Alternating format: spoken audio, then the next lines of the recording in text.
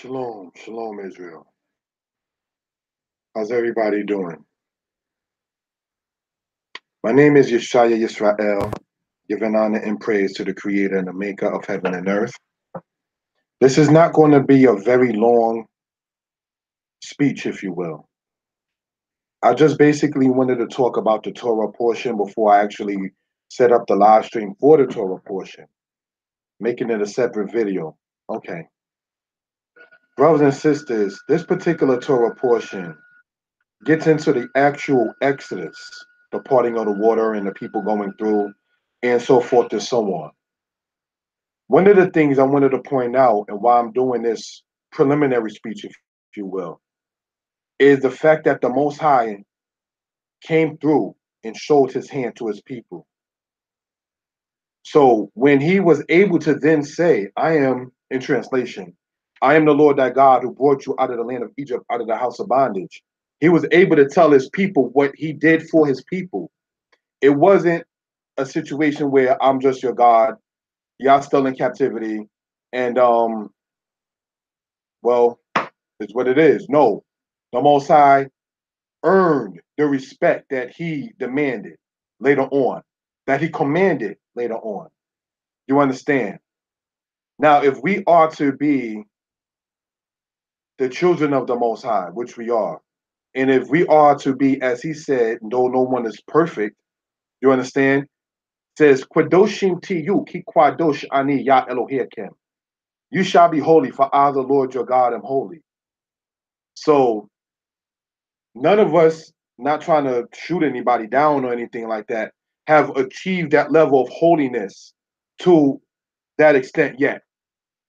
But it is achievable if the Most High is saying that for us to do it as a command. It is achievable. We can do it. One of the things that we can do in being holy like the Most High is holy is making sure you shed away that which is not good. And this is why the Most High, you may see after the actual Exodus, when they was in the wilderness, he essentially got rid of the Egypt from them, weaning it out. Like in Leviticus 15, you should not do after the doings of Egypt when you dwell. You understand? You don't do the customs of the people. You already have your own way, your own culture, your own language, your own statutes, your own holy days, your own sacred times, your own everything, your own diet. You understand? So the Torah comes as a package, you know, and within the Torah, it speaks about what will happen if the children of Israel did not keep the law, statutes, and commandments. And as we read later on in the Bible, in Jeremiah, it says that Israel did indeed, unfortunately, break the law, statutes, and commandments of the Most High. So essentially, what wound up happening was Israel fell as a people. And here we are falling. Anatnu, Nafulim, you understand? We have fallen as a people. Anatnu, Harugim, we are slain, like it says, the dry bones in Ezekiel chapter 37. So we are, to a great extent, really no different than our ancestors once it came down to a certain extent. You understand? We are, to a great extent, no different than those who were not the best before us.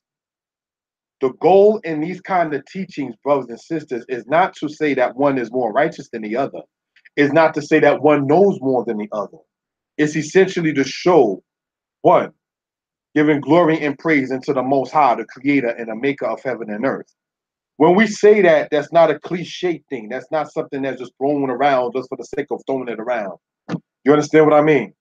It's stated for the sake that you want to imbibe and call upon the Ruach HaElohim, the spirit of Elohim, and for him to be with your mouth in your words and to guide your words and your thoughts. You understand? It says the one who's able to conquer his spirit is greater than one who conquers a city. So the might, the strength that we are supposed to have, brothers and sisters, comes from being able to conquer that which is unholy within us. So with that, I want to say thank you for the time. In approximately 10 minutes, we'll start the Torah portion, and it will be on a different video, but on the same channel. Shalom Lakem.